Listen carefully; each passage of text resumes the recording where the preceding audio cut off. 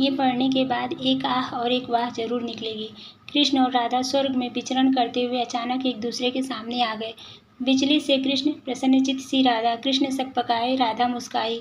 इससे पहले कृष्ण कुछ कहते, राधा बोल उठी, कैसे हो द्वारिकाधीश।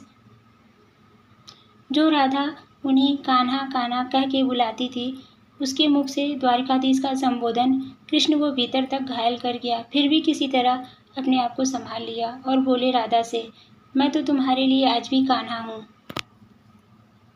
तुम तो द्वारिकाधीश मत कहो। आओ बैठते हैं।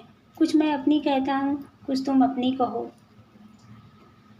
सच कहूँ राधा, जब जब तुम्हारी याद आती थी, इन आँखों से आंसुओं की बूंदें निकल आती थीं। बोली राधा, मेरे साथ ऐसा कुछ नहीं हुआ। ना तुम्हारी याद आई, ना कोई आंसू बहा, क्योंकि हम तुम्हें कभी भूले ही कहाँ थे। जो तुम याद आते, इन आँखों में सदा तुम रहते थे। कहीं आंसुओं के साथ निकल न जाओ, इसलिए रोते भी नहीं थे।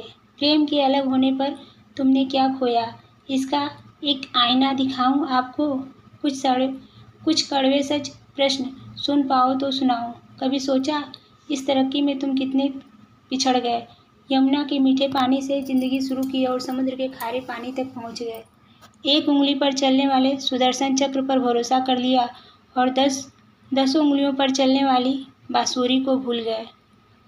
कान्हा, जब तुम प्रेम से जुड़े थे तो जो उंगली गोवर्धन पर्वत उठाकर लोगों को विनाश से बचाती थी, प्रेम से अलग होने पर वही उंगली क्या क्या रंग दिखाने लगी। सुदर्शन चक्र उठाकर विनाश के काम आने लगी। कान्हा और द्वारिकाधीश में क्या फर्क होता है बताऊं? कान्हा होते तो तुम सुदामा के घर जाते, सुदामा तुम्हारे घर नहीं आता। युद्ध और प्रेम में यही फर्क होता है। युद्ध में आप मिटाकर जीतते हैं और प्रेम में आप मिटकर जीतते हैं। कान्हा, प्रेम में डूबा हुआ आदमी दुखी तो रह सकता है, पर किसी को दुख नहीं देता। आप तो कई कलाओं के स्वामी हो, स्वप्न दूरदृष्टा हो, गीता जैसे ग्रंथ के दाता हो, पर आपने क्या निर्णय लिया?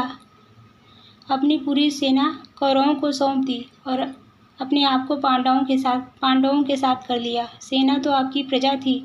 राजा तो प्रजा का पालक होता है, उसका रक्षक होता है। आप जैसा महाज्ञानी उस रथ को चला रहा था जिस पर बैठा अर्जुन आपकी प्रजा को ही मार रहा था। अपनी प्रजा को मरते देख आप में करुणा नहीं जागी, क्योंकि आप प्रेम से शून्य हो चुके थे। आज भी धरती पर जाकर देखो, अपनी द्वारिकाधीश वाली छवि को ढूंढते रह जाओगे। हर घर हर मंदिर में मेरे साथ खड़े नजर आओगे। आज भी मैं